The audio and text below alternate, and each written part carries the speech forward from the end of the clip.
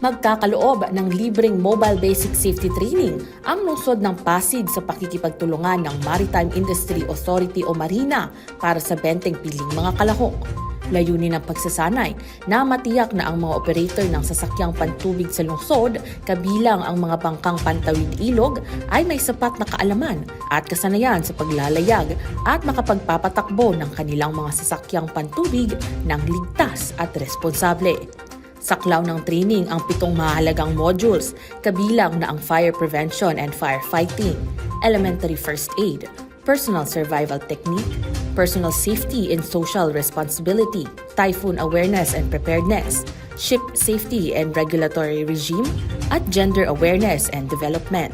Ang petsa at lugar ng training ay ipapaalam lamang sa mga matagumpay na makakapagrehistro sa pamamagitan ng link na ito. Ang lahat ng kalahok na makakapagtapos ng pagsasanay ay makatatanggap ng Certificate of Completion mula sa Marina. Inaanyayahan ang lahat na magrehistro para sa libreng training na ito.